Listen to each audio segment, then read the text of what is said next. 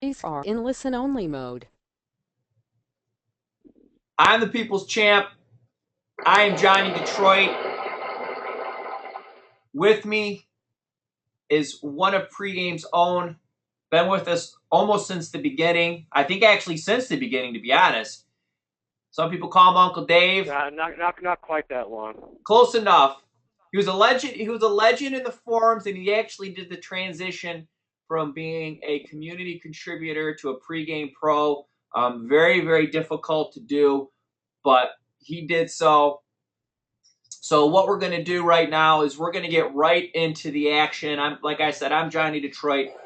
He's Dave Essler. Just to kind of give you a quick little rundown of the reason that I chose Dave. I know college basketball doesn't start till the first week of November, but it's really important to start doing your homework and research and don't get caught off guard due to the amount of teams, the conferences, and the games. There's so much research that's going to be needed, and I thought of nobody better than Dave Essler.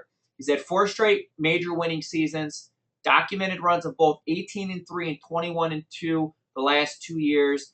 And back in 2010, he hit close to 70% for 3 consecutive months. So, Dave, is there anything that I just said out of those 3 that's untrue? No, sir. Okay. So what we're going you're setting up lofty expectations again, though. Hey, I wouldn't have you on here if I didn't think so. So I guess the next thing is I like to use this cartoon of the 2 old guys talking at the bar. It says sometimes you just can't win, and the one guy says win nothing. I can't even beat the point spread. Beating basketball is very, very difficult. Beating basketball consistently is clearly even more difficult. You're someone based off what we just said who's done that. And I told Dave this is kind of be like a power webinar. We're going to try flying through things. And he sent me so much damn information. I don't know if he thought I was writing a book. So for those who could see the screen, Dave's doing this via phone. I'm going to go over a couple things and let Dave elaborate. You sent me the worst ATS teams, VCU, Michigan State, Wisconsin, and you gave a little bit of reasoning. So one, kind of go over that yourself, and is that something you feel is going to carry over to this season with any of those teams? Well, it usually does. It's not unlike any other sport. Virginia Commonwealth is still overrated from their play-in game and road to the Final Four 2 years ago. And you're going to pay a premium for those teams. They went 27-9 straight up, 1-11 against the spread on the road. You look at a Big Ten team like Michigan State and 15-17 ATS, 27-9 on the road. You're always going to pay a premium for Michigan State. It's not unlike any other sport. You're always going to pay a premium for a betting Alabama in football. A team like Wisconsin, I picked. They're always good, but they play so slow. The pace is so important in basketball to me. And they play, they're 10, 12, 14-point favorites, but their games are usually in the 50s. So it's almost impossible for them to cover those 14, 16-point spreads, even against non-conference teams. Real quick, so Dave, Dave, I got a quick question. Say, for example, on Michigan State, if I just blanket bet against Michigan State, I'm going to pick up, barely a unit, when you factor in the juice, not doing the math in my head. But for sake of argument, what you're saying makes total sense. What are the situations, and same with Wisconsin with the 14-19, I agree with you with the overvalued, especially with Izzo on certain games, Wisconsin with a slower pace. What would be the situations that you would say find the value to take advantage of when they're going to be overvalued, or take advantage of, you think, in a game that Wisconsin's slow pace is going to make it more difficult for them, I guess, to cover? So what would be those situations you would look for personally? Say that again. I'm not sure I quite understood your question, Johnny. Wisconsin's 14-19 you had against the spread, right. Correct? Right. So you're not going to just blanket bet against them because, it's clearly, when you factor in the juice, almost a 50-50 proposition. But I 100% agree with you on their pace to slow, their slow pace, the overvalue on Izzo. So out of those games that say they either did cover what would be your filters to say, you know what, their slow pace isn't going to be a factor in this? I would probably tend to bet against them on the road against teams, up tempo teams that the home team is typically going to control the pace. So hypothetically, I would bet against them at North Carolina because North Carolina would run them out of the gym. For your two Does that make best, sense? 100%, and your two best teams, you have Fordham and Iowa. Bad team getting a lot of points, and then Iowa disrespected due to other big teams. You know, your Michigan State, your Ohio States, depending on the year, Purdue, last year or two, Michigan.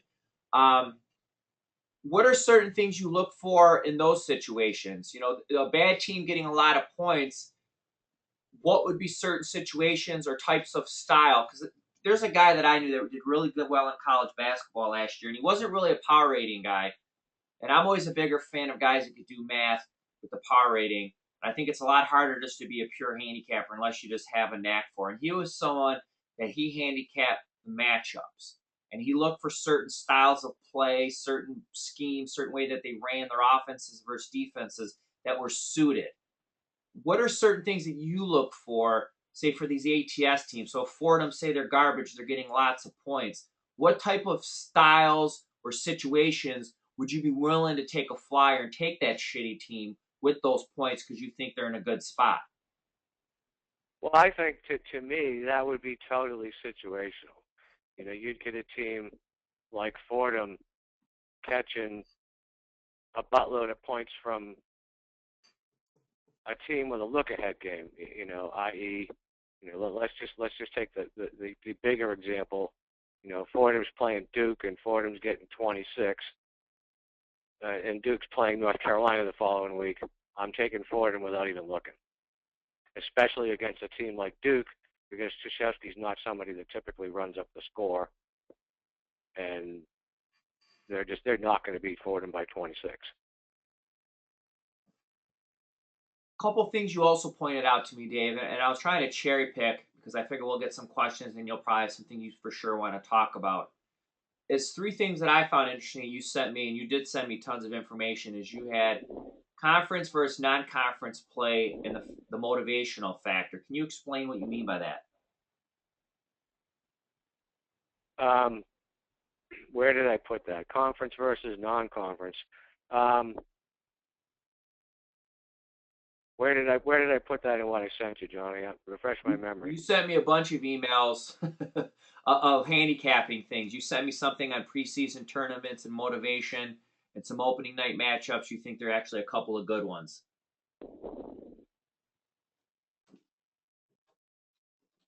You're going to test my memory. How about this, Dave? You sent me so much information. I'm going to let you take it from here. You go and you tell me there's all these conferences, all these teams. We're what, 2 weeks away from the start of the season. What are you doing right now, not only as a pregame pro, but somebody who's going to bet? What are some things you're handicapping or looking forward to right now that you can share with the people that are listening right now live? Oh, anything. I mean, right now I'm trying to make a lot of futures bets, but I'm already looking 2 or 3 weeks into the season to see what matchups are potentially set up to make big bets. I'm looking at futures bets. I think I sent you a few of those. You know, I'm looking at transfers. You know, there's tons of transfers that are going to affect teams this year. You know, a team like Memphis, people are going to be kind of down on. They pick up this kid Pelham from George Washington. I'm kind of high on Memphis. You know, teams like Florida, people are going, yeah, well, maybe, maybe not. You know, they pick up this kid Carter from Rutgers that, you know, almost immediately makes an impact on them. Those are the things I'm looking at. I'm looking at coaching changes. You know, you got Minnesota, for example. You got Little Patino going up there, probably trying to implement an entirely different style with Tubby Smith's people. You got Enfield going from Florida Gulf Coast out to SoCal. So I'm trying to put together those things and how I think that they're going to be playing out. So I'm already looking 1 or 2 or 3 weeks into the season to see what non-conference games set up well to bet on. One thing I always wondered is the fact that like I said, and it's probably like the third time I said it in the first couple minutes, is, college football, that's a difficult thing to do because with all of the teams. With college basketball, it's almost, there's so many extra teams that are involved. What advice would you recommend somebody to focus on a certain conference? Would you recommend them to focus on certain teams? I mean, because it's literally impossible. The majority of people at pregame, unless they're a retiree, but even then, they either have a family or grandkids or whatever it may be, to try and handicap how big a card is on a Wednesday or a Saturday is virtually impossible. So, what advice would you give for, I guess you would say, the amateur handicapper to have the best college basketball season possible, from your end at least? Well, it goes back to just like football. If you don't know, you have to kind of pick a conference. But I almost think picking a conference, what has worked for me is picking 6 or 8 teams. I mean, it's fairly easy to handicap the Michigans, the Dukes. Well, I say it's easy. It's easier because they're on TV all the time. They're in the news all the time. You know what you're going to get. You might not know how they're going to play on a particular day, but those lines are usually pretty tight. I usually, what I do is I'll bet 6, 8, 10 games in the first couple days, and win or lose or draw, I will totally pay attention to those specific teams, because even if they lost, they're going to have value somewhere down the road, or if they won, they're going to be overvalued. So I think picking a conference almost limits you too much. Unless you pick, you can't just, well, I'm going to do the ACC because they're so public, everybody knows what's going on. I just don't know how you can pick just a conference. It's almost too limiting. So what I do, and I do it in college football as well, I may get on a team and then you get a read on a team for what they're going to do in the future. So yeah, there's 347 teams. And probably 300 of them are lined on any given Wednesday or Saturday. And even with me, with virtually unlimited time, I can't tell you how Texas State's going to do or what their schedule is. So you really need to pick 6 or 8 teams. Teams you bet on, you either watch the game or you go back through and look at the box score. You know how you won, how you lost, why you won, why you lost, and you can incorporate that into it. And then you see injuries and which coach is pissed off at who and who's going to sit. How many times do you see a game where you don't find out until an hour before the game so-and-so is sitting for the first half in a game Right. with North Texas against Western Kentucky?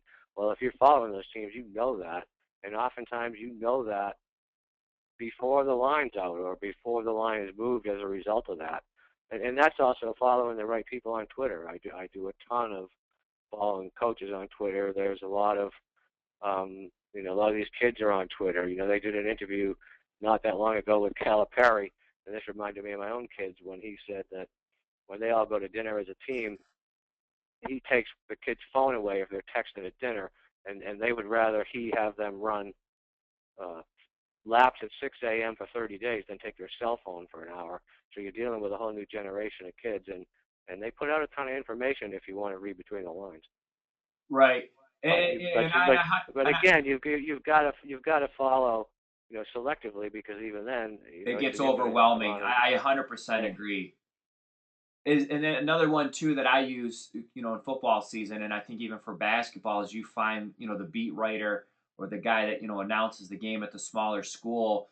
They're usually there in warm-ups, and I don't know how many times for a smaller college school that following on Twitter they'll say something like, so and so is not, he's not dressed. But then you look at the injury report, even on paid line service like a Don Best or Sports Options, and there's no reference to it. So just that. Right, and you can see, so and so tweaked his ankle and he wasn't at the shoot around. It might not be an automatic, well, okay, I'm going to bet on this team or against that team, but it's something to think about if you get the information early enough. Real quick, Dave, and this is something that I'm a strong believer in, and I know a lot of people have different opinions on it, is I'm a strong believer that, and let me tell you my reasons why, that college basketball is the easiest to beat if you do your research in the beginning. And by the time it gets to conference play, it's a lot more difficult. I've always believed that. I've always heard that from people. And what kind of solidified my opinion of that is one time I was hanging out with Chris Andrews. This is a year or two ago, and he used to run all the books at the Calnevas. A lot of stuff in Reno. He's related to a lot of really big time bookmakers in the Vegas industry. And he had this giant like almanac looking book. It was like the press guide about all the teams, and he's skimming through it. And I asked him, I go, I'm curious. I said, I know, the NFL, there's the basic power ratings that you guys use, but with college, especially these no-name bullshit schools and on the basketball side, forget a football even. How do you keep up when there's transfers and kids leaving and new assistant coaches? And there's, essentially no ESPN coverage, no major media coverage. Really, it's impossible to find anything in the mainstream media to get a real line. He flat out told me you can't. He says, in the beginning, a lot of the stuff in the beginning part of the season, they're using just simple power ratings, using stuff off last year, basic projections of predictions on the team, because, these odds makers don't have a team of 100 people. They're having to put these numbers together relatively quickly. And I'm a strong believer in the beginning of the season. If you do your homework, especially in these smaller schools, you have a monster edge. What's your thoughts on that? And also your thoughts on, do you think it's easier in the beginning and tougher come conference play, or am I wrong on that? Well, I don't know that you're wrong on any of it. It's typically easier, but last year was not easy for me because I definitely think the books adjusted. I've always been one to take those big points, and it's not unlike college football, this year or even last year where the books adjusted. So in the beginning last year, I had a terrible November because I was taking all these 15 to 20 point underdogs, and they were just getting blown away, and that didn't used to happen. So I don't know what's going to happen. I won't be doing that this year, I can assure you of that. But I would agree with Chris that you can't keep up with all of it. You have to keep up. It gets back to almost specialization. You take a team like UMass that got this kid Derek Gordon out of Western Kentucky and kind of keep an eye on them because nobody else is. You can't possibly keep up with all of it. And conference play has always been easier for me because there's so much familiarity. Right. And there's the revenge factors. However, with this year with conference realignment, I'm not nearly as confident. Well, I would say I'm not confident, but I think it's going to take a lot more work because you have a lot of these teams that are playing, the Syracuse going to the ACC. Well, they're not used to playing in the Dean Dome or in Cameron Indoor, and the Tar Heels aren't used to going to the Carrier Dome. In the past, it's always been a fair bit of familiarity. And I think another thing that's going to affect that, you look at some of these teams, to me, I look at like a Memphis and a Louisville playing in the American Athletic Conference, and I think that's going to bode really well for them down in the future, not playing in the Big East, because they're not going to get the shit beat out of them in the style of basketball the Big East plays. So I think they're probably going to be healthier going forward. So I think conference play, with the exception of the ones that stayed relatively stagnant in the off season, is going to be a little more difficult because you're just not going to have the familiarity, and you're going to have to figure out where the motivation is. And then you got teams like Maryland that are leaving and going to the Big Ten. Are other teams in that conference this year going to want to kick the crap out of them, or are they probably already mentally checked out? So I don't think it's going to be as easy, especially with the bigger teams, that it has been in the past. I think it's going to take a lot more work. For me, I used to be able to just look and go 2 weeks ahead of time. Well, I'm betting on that. I don't care what the number is. And now I'm not. I just don't think that's going to have to happen. Real quick before we get, I know there's a lot of information in your brain.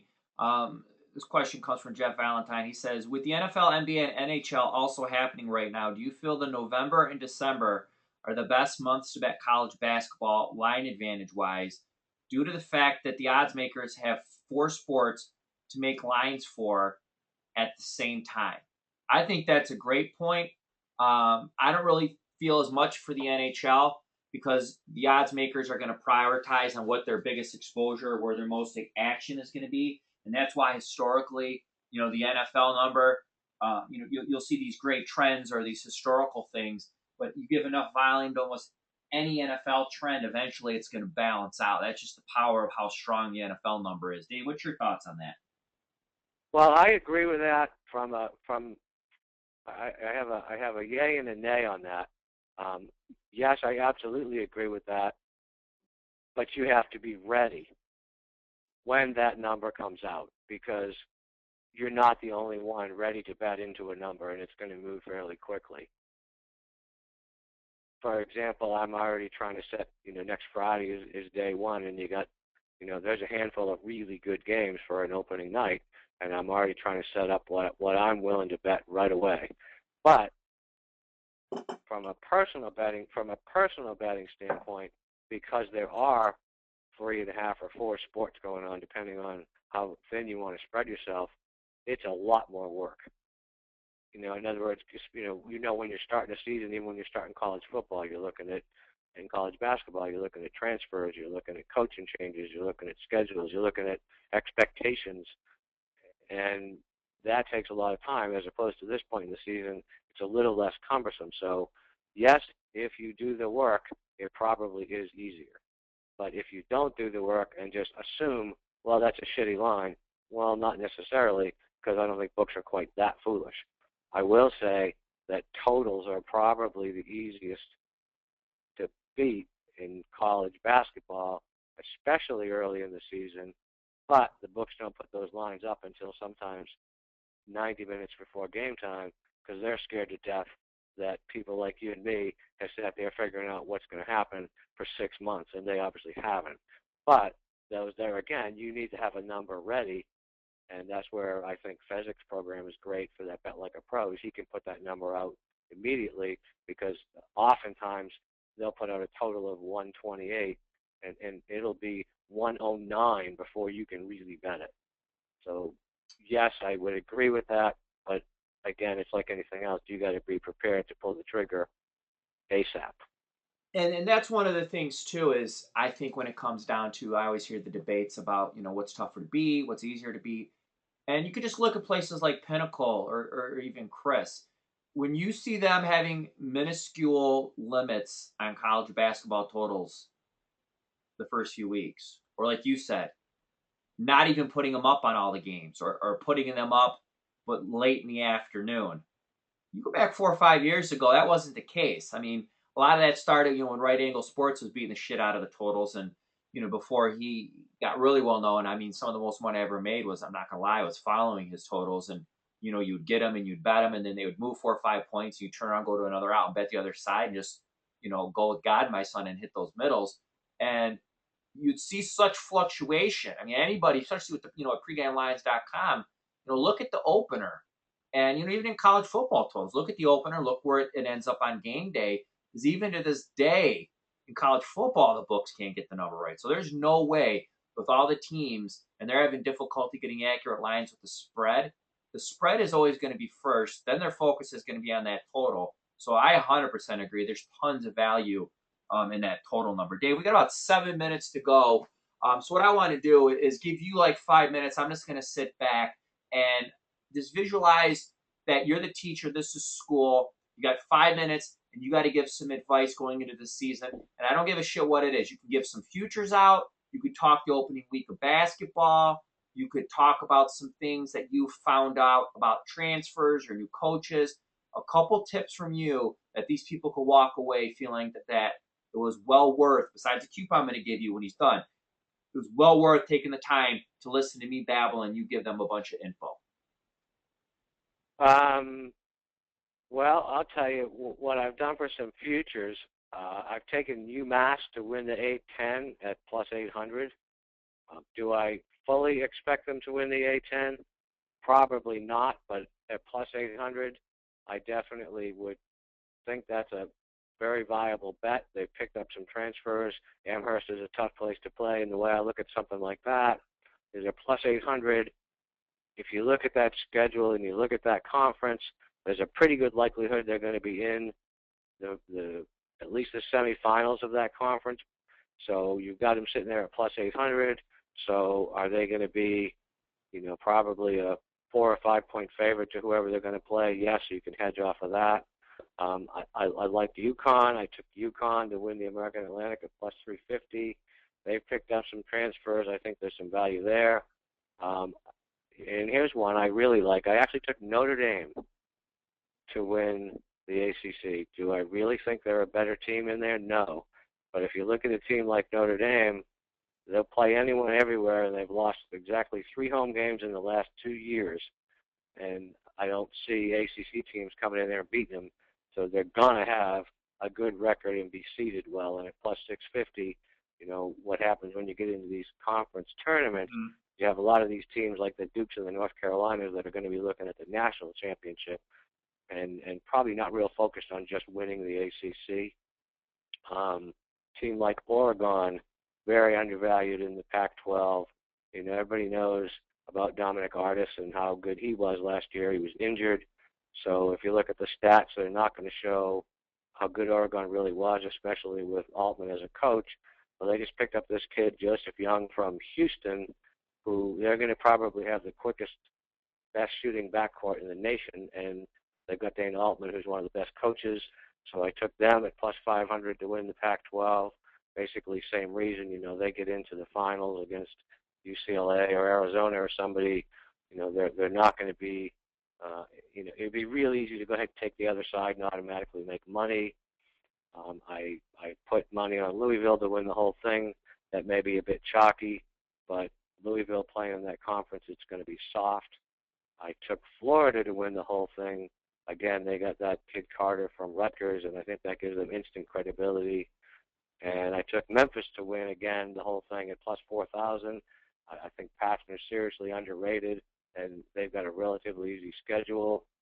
One of the things I really look at, and I think this is important, and a lot of these sort of, and this is sort of a 6-week thing, a lot of these smaller schools like Sunbelt or MAC schools, if you look at who they're going to play in the first 6 weeks, and a lot of these schools they'll play anyone anywhere, and they'll play, you know, Duke, Memphis, Kentucky, and Louisville as their non-conference games, and they'll come into January, you know, 4-8, but look at who they've played.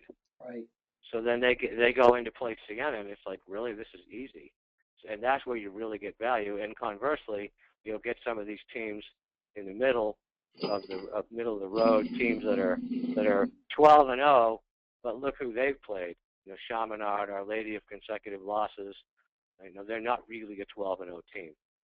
So strength of schedule is huge, and I even think that's huge if you're making futures bets. You know, kudos for a team like Michigan for what they've done with their non-conference schedule. You know, I think that's going to bode well for them going forward. And I can't think of a good example offhand, but there are some top name teams. You know, Kentucky, I think, was one of them that didn't really play a tremendous non-conference schedule, and if they played a decent team, it was at home, and, you know, they're going to be average age of about 17 and a half. So when they start going on the road, I think they're going to have trouble. You know, but you look at a team like Michigan, you know, they're going to play Duke, they're going to play Iowa State, they're going to play Stanford, they're going to play Arizona. And I almost look at that as that's almost a tougher schedule than the Big Ten.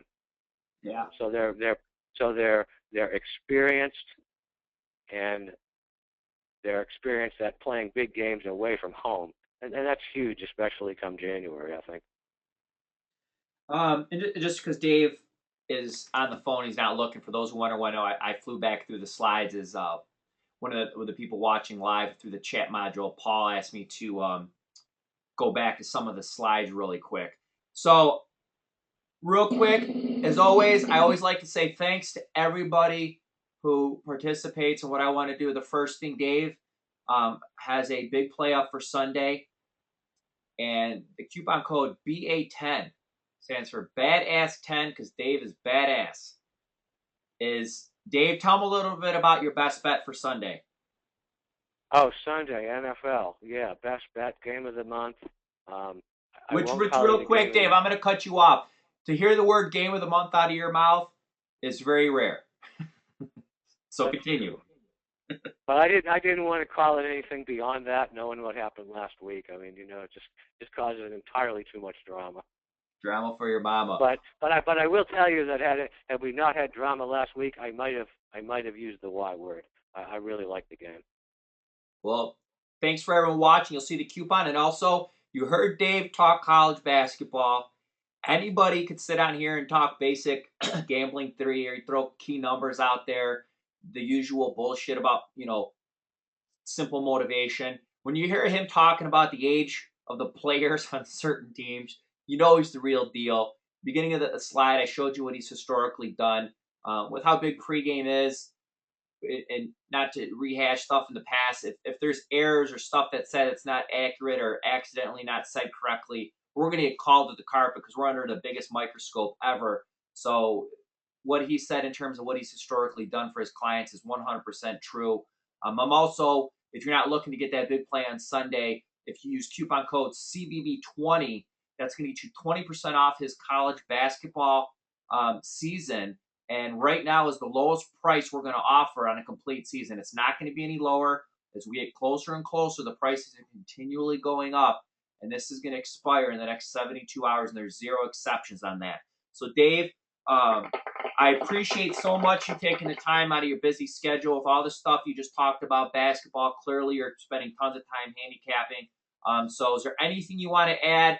And if not, we'll end it here. And as always, I appreciate everyone who took the time. And Dave, an extra thanks to you for taking the time to spend 30 minutes with me.